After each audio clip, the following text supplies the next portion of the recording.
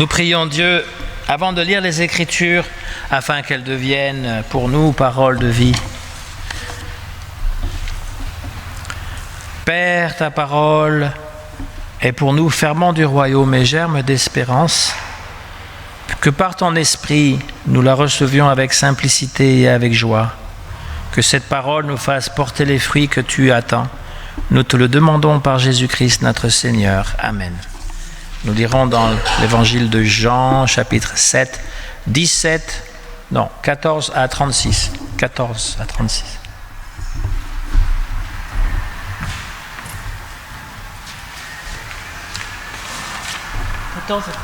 C'est ça.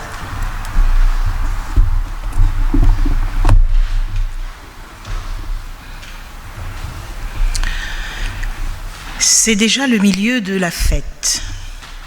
Jésus va au temple et il se met à enseigner.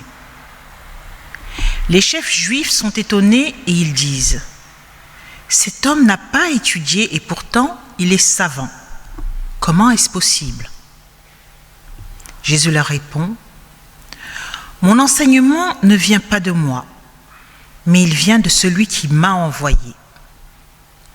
Celui qui veut faire la volonté de Dieu saura si mon enseignement vient de Dieu ou si mes paroles viennent de moi.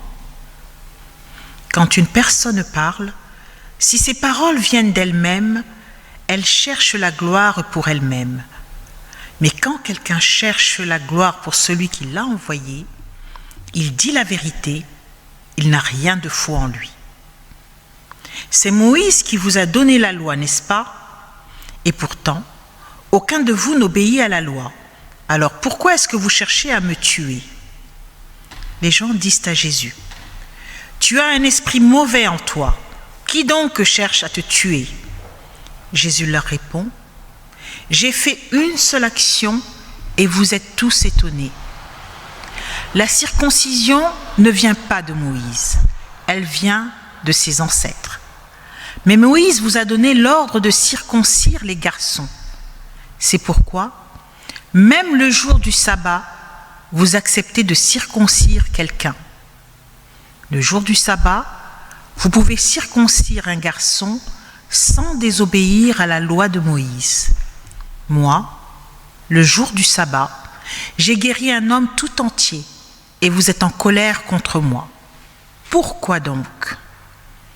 Ne jugez plus d'après ce que vous voyez, mais jugez de façon juste. » Quelques habitants de Jérusalem disent « Cet homme, c'est bien celui qu'on cherche à tuer. Regardez, il parle devant tout le monde et personne ne lui dit rien. Est-ce que nos chefs ont vraiment reconnu qu'il est le Messie ? Mais cet homme, nous savons d'où il vient. Quand le Messie viendra, personne ne saura d'où il vient. » À ce moment-là, Jésus enseigne dans le temple. Il dit d'une voix forte, « Vous me connaissez donc, vous savez donc d'où je viens. Pourtant, ce n'est pas moi qui ai décidé de venir, mais celui qui m'a envoyé mérite votre confiance. Lui, vous ne le connaissez pas. Moi, je le connais. Oui, je viens de chez lui, et c'est lui qui m'a envoyé. » Alors les gens cherchent à arrêter Jésus, mais personne ne peut le prendre. En effet, pour lui, ce n'est pas encore le moment. Pourtant, dans la foule, beaucoup de gens croient en lui. Ils disent, « Quand le Messie viendra, est-ce qu'il fera plus de signes étonnants que cet homme-là » Les pharisiens entendent tout ce que la foule dit de Jésus à voix basse. Alors les chefs des prêtres et les pharisiens envoient les gardes du temple. Jésus dit, « Je suis encore avec vous pour peu de temps. Ensuite, j'irai retrouver celui qui m'a envoyé. Vous me chercherez et vous ne me trouverez pas, parce que vous ne pouvez pas aller où je vais. » Alors les Juifs se demandent entre eux, « Où va-t-il aller ? À un endroit où nous ne pourrons pas le trouver ? Est-ce qu'il va aller chez les Juifs qui vivent parmi les Grecs ? Est-ce qu'il va enseigner aux Grecs ? Il nous a dit, Vous me chercherez et vous ne me trouverez pas. Vous ne pouvez pas aller là où je vais. Qu'est-ce que ces paroles veulent dire ?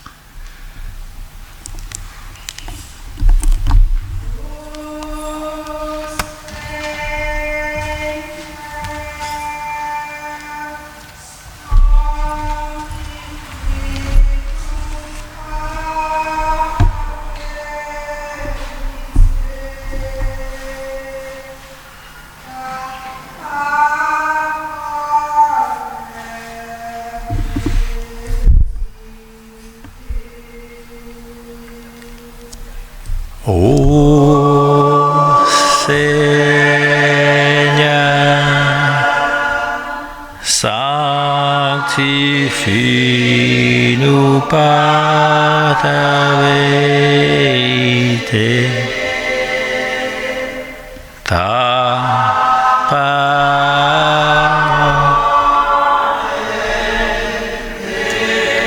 est vérité.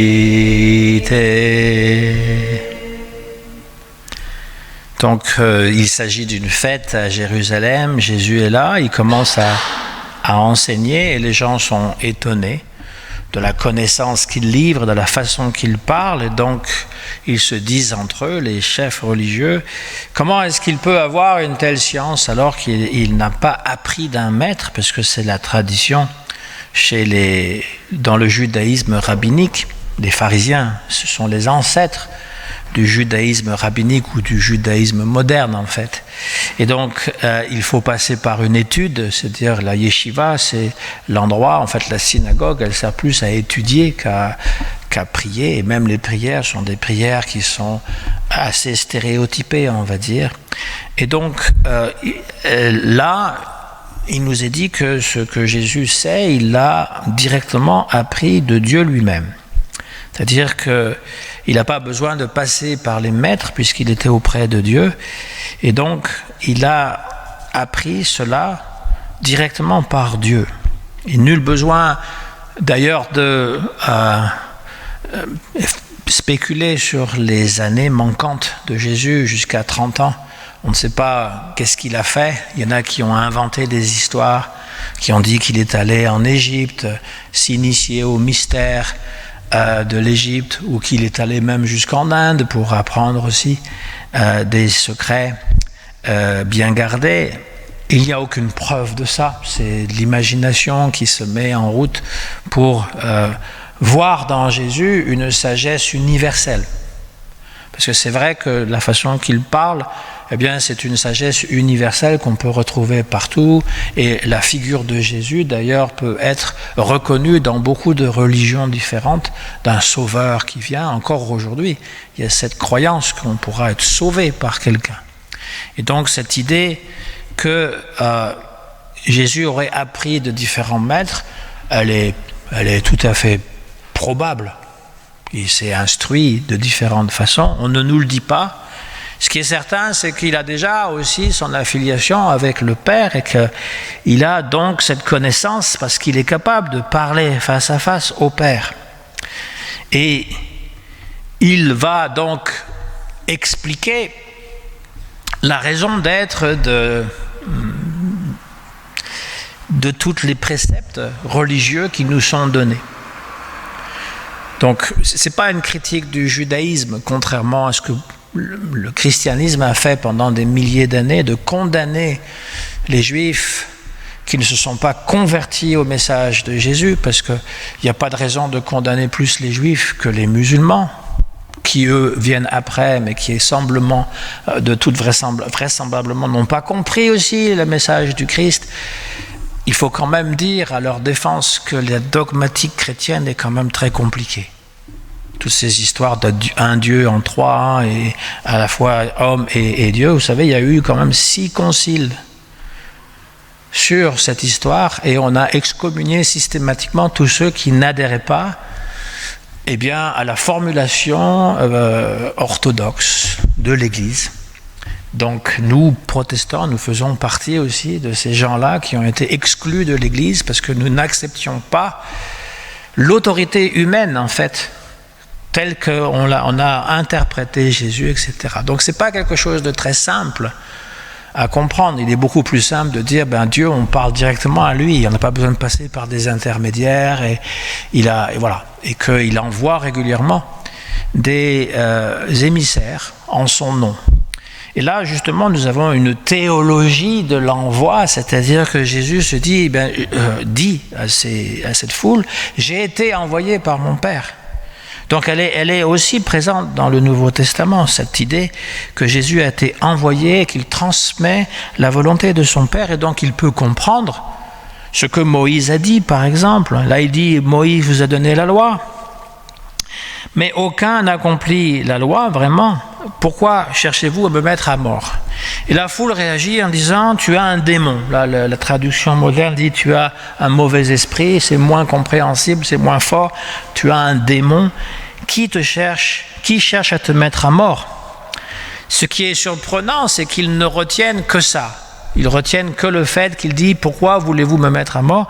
Mais ils ne retiennent pas la diatribe beaucoup plus cinglante qui dit « Vous n'accomplissez pas la loi ». Ça, ils ne l'ont pas entendu. Ils ont simplement entendu que vous cherchez à me mettre à mort. Donc ils répondent « Tu as un démon », ce qui pourrait équivaudre dans la traduction française « Tu es fou ». Ou encore « Tu es inspiré par le Satan ». Mais la question pertinente, est-ce que la foule ou les gens qui lui disent ça, est-ce qu'ils savaient que Jésus risquait la mort par son comportement et sa prédication? Si on répond non, alors elle est convaincue que Jésus est paranoïaque et puis personne ne lui en veut. Mais on voit que finalement il cherche à le mettre à mort quand même. Donc la réponse serait plutôt oui, et que ce qui couvre finalement leur réponse, c'est l'hypocrisie. Je te dis une chose, mais j'en pense une autre. C'est ça l'hypocrisie. Et donc, Jésus voit à travers leur jeu. Et il va expliquer aussi par rapport à leur haine contre lui. Ils disent, vous me reprochez d'avoir fait quelque chose.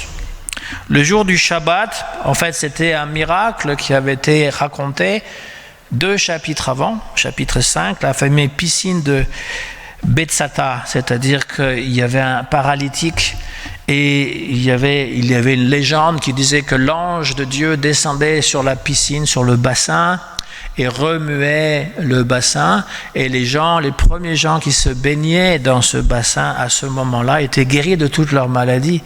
Mais l'ironie, c'est qu'il est paralytique, donc il ne peut pas se lever pour descendre. Il faut que quelqu'un l'amène, et le temps qu'il l'amène, déjà, il y a toutes sortes de gens qui se sont baignés. Et là, Jésus passe, et il lui dit, que veux-tu que je fasse? Et donc il dit, voilà, moi je ne peux pas aller à la piscine, ou au bassin plutôt. Et Jésus lui dit simplement, prends ton grabat et marche. C'est la même histoire qui est racontée dans Matthieu, quand on descend un paralytique par le toit dans la maison de Pierre, parce qu'il n'y a pas de place ailleurs. C'est la même chose, il n'y a pas accès, donc on fait un trou dans le toit et on passe le paralytique sur son lit, et Jésus dit « Lève-toi et marche, tes péchés te sont pardonnés ». C'est la même histoire, et le bonhomme se lève et prend son lit sous le bras et s'en va tout joyeux. C'est presque une histoire comique, on pourrait en faire un dessin animé, c'est quand même très comique. Il y a le tragique de la paralysie, mais il y a une espèce de comédie que finalement, voilà, c'est fini. Et c'était un jour de Shabbat. Et donc le Shabbat, on ne travaille pas, on n'est pas supposé de faire quoi que ce soit. Et donc il reproche cela à Jésus, et Jésus dit, mais vous, quand il y a une cérémonie pour la circoncision, vous le faites le jour de Shabbat. En fait, même c'est très bien de le faire le jour de Shabbat, c'est une œuvre de Dieu. Pourquoi ne pourrait-on pas faire une guérison? En fait, c'est une discussion tout à fait rabbinique. Qu'est-ce qui est permis de faire le jour du Shabbat ou non? Alors nous, ça ne nous parle pas du tout, ça. Parce qu'on ne fait pas le Shabbat.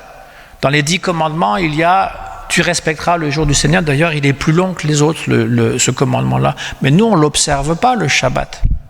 Parce que c'est de vendredi soir à samedi soir. Et on n'est pas supposé rien faire.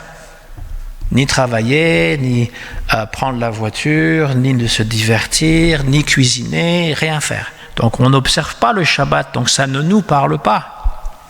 Et lorsqu'on entend parler de ça, ça nous paraît bizarre, parce que c'est une réaction plus ou moins naturelle, entre guillemets, que la culture des autres, la religion des autres, voire l'opinion des autres est bizarre, stupide, voire inutile. C'est la première des réactions. Quand on ne comprend pas ce que l'autre fait, quand on ne comprend pas ce qu'il croit, ce qu'il dit, ou même les aliments qu'il mange, qui ne sont pas exactement cuisinés de la même manière ou avec les mêmes épices, eh bien la première des réactions, c'est de dire ah, c'est bizarre, c'est stupide, c'est inutile.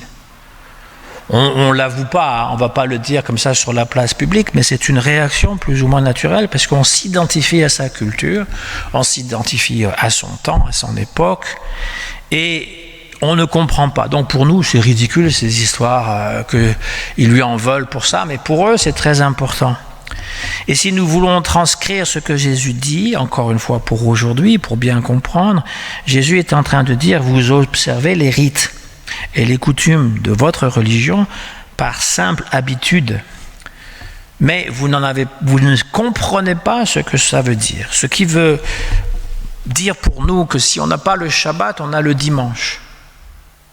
Et donc, il n'y a pas de restrictions par rapport au dimanche. Il n'y a même pas d'obligation de venir au culte. Chez les catholiques, oui. Chez les évangéliques, oui. Même on vous appelle. Où est-ce que tu étais, etc. Pas parce qu'on s'inquiète. On ne s'inquiète pas finalement si vous êtes malade. On s'inquiète pourquoi vous n'êtes pas venu. C'est une part de salut que vous venez de perdre. Parce que si vous ne suivez pas ces enseignements, vous allez être captivé par le démon qui va vous envoyer en enfer. En gros, c'est ça. Ici, on ne fait pas la morale. On voit aussi le résultat.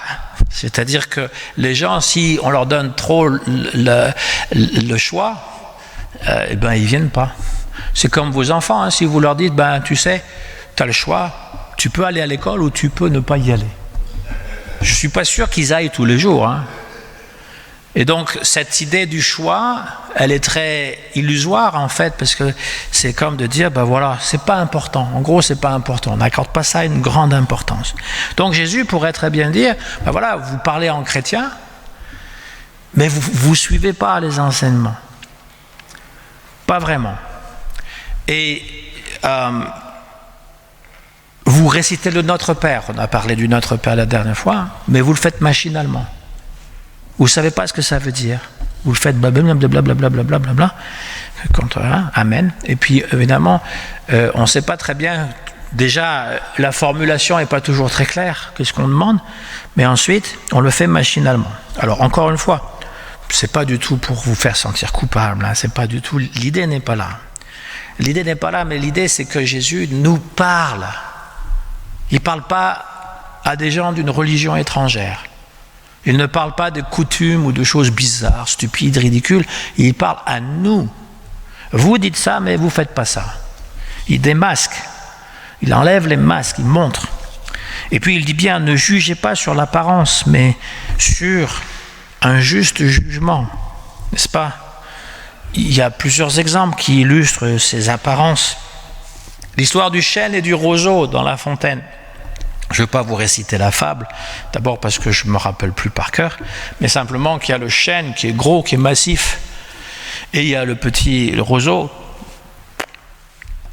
Donc l'autre est très fier.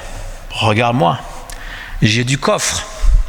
Mais vient la tempête, une grosse tempête, et finalement, eh bien, le roseau, il va plier, et le chêne va être déraciné. Si vous allez dans la forêt ici juste à côté, c'est assez surprenant de voir qu'il y a des arbres qui sont complètement déracinés. Je ne voudrais pas être là quand ça se passe, mais il y a des fois, parce que l'arbre est peut-être là depuis longtemps, ou parce qu'il y a quand même des bourrasques assez fortes, eh bien, l'arbre tombe. Et quand même s'il est imposant, il peut tomber. Et donc la morale, c'était justement qu'il y en a un qui paraît humble, parce qu'ils discutent, hein, l'arbre et le roseau se discutent et se disputent aussi, à savoir qui est le plus important.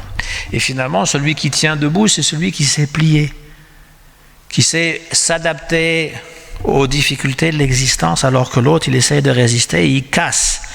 Et donc cette apparence qui est tellement importante pour nous, dans le monde occidental, l'apparence, On juge les gens dès les premières minutes par rapport aux apparences. Mais c'est pas que c'est négligeable, il faut aussi s'habiller comme il faut, bien entendu, etc. Mais on ne peut pas savoir si quelqu'un est intelligent ou s'il est bête simplement en regardant son visage. Par contre, nous, on a tendance à faire ça. Oh, il a l'air d'un... Ou il a l'air intelligent. Mais aussitôt qu'il se met à parler, on voit, mais c'est un vrai crétin. Je croyais qu'il était intelligent, il ne connaît rien du tout. Ou le contraire, n'est-ce pas? Et donc, il faut avoir le jugement qui soit juste, c'est-à-dire qu'il faut pouvoir réfléchir. Et on ne sait pas non plus les drames qui se passent dans la vie des gens. On juge sur l'apparence, sur la façon qu'on est, sur la façon qu'on s'habille, sur la façon qu'on marche, sur la tête que l'on fait, et on ne connaît pas les drames qui sont enfouis dans la vie des gens. Et peut-être si on les connaissait mieux, si on s'intéressait déjà à nos semblables, on aurait plutôt de la compassion au lieu du jugement. Jésus est venu pour nous sauver de beaucoup de choses. En quoi consiste le salut? Essentiellement, lorsque ça ne parle pas du salut de notre âme après la mort, dans cette vie, parce qu'il ne faut pas attendre d'être mort pour être sauvé, c'est de recevoir cet amour qui permet à tout homme, à toute femme d'accéder à une relation plus juste avec Dieu et de vivre comme ses enfants bien-aimés, ses fils et ses filles adoptives. C'est une prise de conscience qui fait que Dieu est considéré comme le Père, et donc, s'il est le Père, eh bien tous les êtres humains sont désormais frères et sœurs. On ne peut pas les traiter n'importe comment. Jésus se dit l'envoyé de Dieu. Sa mission principale était de conduire les êtres humains à Dieu et de leur faire connaître ce Dieu qui est amour, pas un Dieu qui est autoritaire et qui nous punit pour la moindre faute. La majorité des Français aujourd'hui ne veulent pas de ce Dieu-là. Ils pensent que c'est un Dieu Père Noël qui ne sert à rien et ils ne comprennent pas qui est Jésus. Le monde est assez divisé. Aujourd'hui, comme dans la Bible, eh bien, oui, c'est le Messie, non, ce n'est pas. Donc c'est Messie, mais non, Messie, mais non. C'est comme ça. Et puis, on a tendance aussi à identifier le christianisme ou le message du Christ à l'Église. L'Église catholique, entre autres, en France, c'est surtout l'Église catholique qui a marqué les consciences. C'est-à-dire une Église qui veut tout contrôler et qui est loin d'être parfaite. Bon, alors je vous rassure, l'Église protestante, pas plus. C'est qu'il y a moins de hiérarchie et tout ça, il y a moins aussi de, comme elle est moins grande, moins de scandales, mais ça existe aussi, ça c'est le monde des hommes, des êtres humains, où tout se calcule, où tout se juge, où tout se monnaie. On juge de la qualité des hommes par leur pouvoir d'achat, par leur capacité d'acheter et de vendre, d'être rentable. La seule valeur qui semble être privilégiée aujourd'hui dans notre société, c'est une valeur marchande, tout s'échange. Le monde des hommes, c'est le monde de la guerre. C'est ce monde qui finalement fait que l'autre est un ennemi pour moi. On n'a pas besoin de faire la guerre jusqu'en Ukraine. On est en guerre contre notre voisin. On a peur de lui, on pense que c'est un terroriste, on pense que c'est un complotiste, on pense que c'est l'autre différent de moi qui a des opinions stupides, ridicules, inutiles. Donc il y a une division. Ça, c'est le monde des êtres humains. C'est pas le royaume de Dieu. C'est pas le royaume où finalement tout le monde peut appeler Dieu Abba, Père, c'est-à-dire Papa, et qui fait qu'on va développer une relation vitale, vivante avec ce Père. C'est pas ce Dieu qui nous promet de passer d'un rapport d'esclave, de soumission, de peur, d'ignorance, de contrainte à une nouveauté de relation emplie de liberté, de confiance et de paix. C'est ça le message de Jésus. C'est pas un message de contrainte, c'est un message de profonde libération, un message qui nous apporte la paix. Si vous n'êtes pas en paix avec le message de Jésus, c'est pas le message de Jésus, c'est pas le Christ. Et il faut pouvoir donc vivre cela. La foi, c'est pas simplement dire je crois, c'est de vivre réellement comme enfant de Dieu. Si on est enfant de Dieu, on n'a pas à avoir peur de quoi que ce soit. On se sent accueilli comme nous sommes, avec notre histoire, nos failles, nos petitesses, nos errances, nos erreurs. Et nous vivons vraiment dans une joie d'être pardonnés, aimés par un Dieu qui est aimant. Face à un monde qui tente d'établir une fraternité sans père, eh bien, nous sommes appelés par ce Dieu qui va renouveler la vie en nous et qui va faire en sorte que nous nous sentons aimés, vraiment accueillis. Dans la grâce de Dieu, nous pouvons ainsi nous lever joyeusement comme le paralytique à qui Jésus a dit « Prends ton grabat et marche ». Nous pouvons nous mettre en route. Nos paralysies, nos aveuglements, tous nos défauts en fait sont accueillis par Christ. Nous sommes guéris par lui et il nous promet une relation aimante, chaleureuse, intime, confiante avec le Père. Au nom du Christ, Amen.